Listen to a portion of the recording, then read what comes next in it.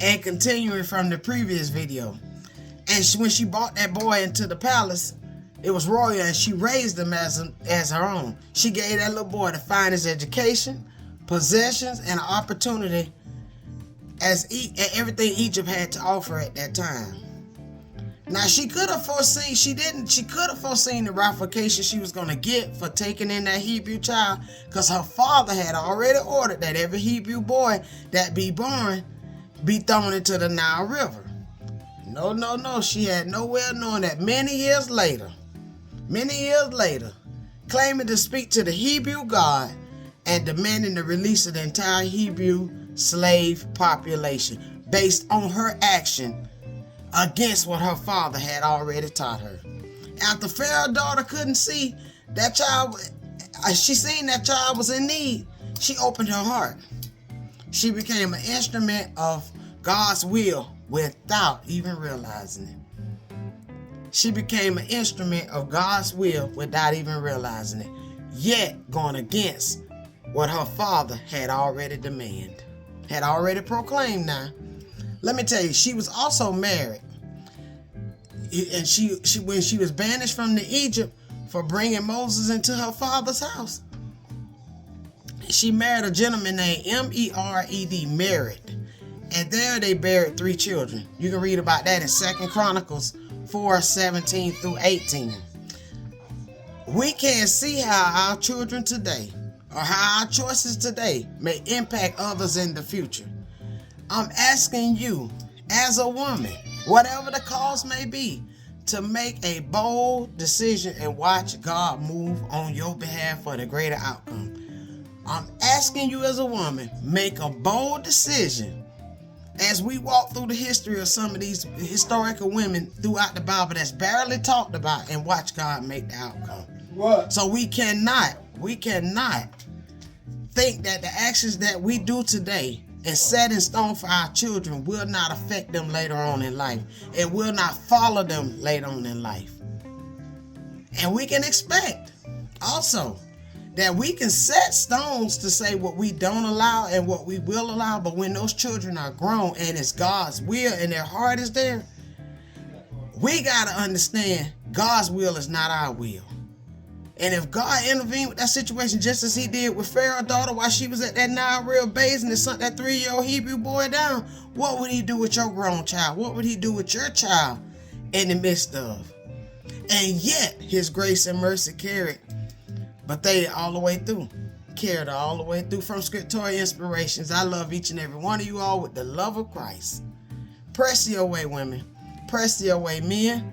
Press your way, but we also need to let the blueprint and everyone know that women in this history, in this walk with Christ, has left their fingerprint, their thumbprint in history.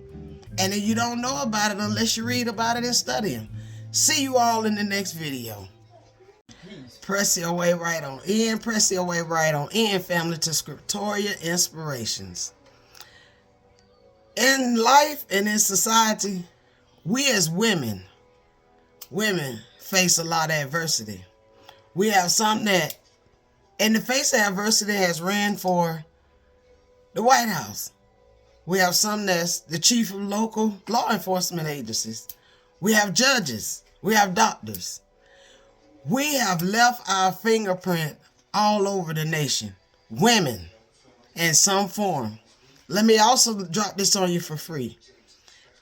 Every man that holds power was born of what? A woman. Every man that holds power was born of what? A woman.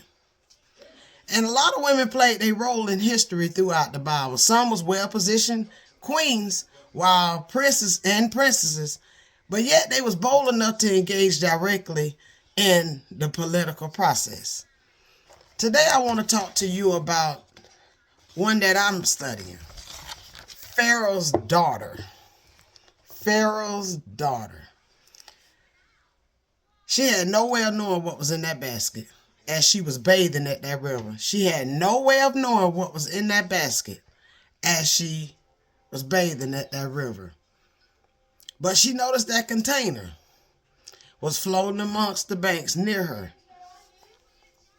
Of course she didn't know, and she saw that it was a baby inside.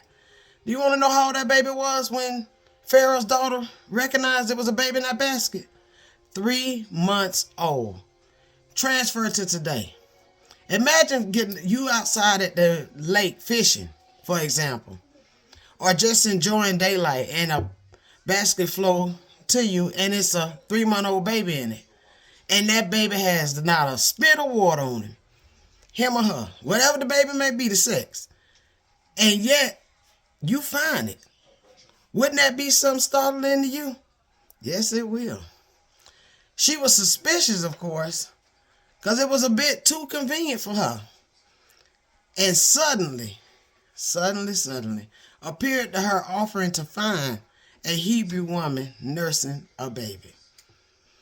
She would have made that connection to that child, but she had to think about one thing, and that was her father, which was Pharaoh, and his vile etiquette. The word vile stands for morally wrong, so-called a declaration. Etiquette is proclaim of having power. See, back then, Pharaoh had already ordered that every Hebrew boy born be thrown into the Nile and drowned. Early in the story, it doesn't tell you what the sex of that baby was. It just tells you the age of that baby, which let you knew it was a boy. See, Pharaoh's daughter, and I'm going to tell you her name, is Bethia. Bethia, Bithiaah, if I'm saying it incorrectly. Now, she reacted in silence, but she was real scared at the fate of the Hebrew mothers and their children. One thing we do know, she took pity on that helpless child, and she took that child right on up under her wing. She adopted that boy and brought him into the royal palace. Inside that royal palace, she raised him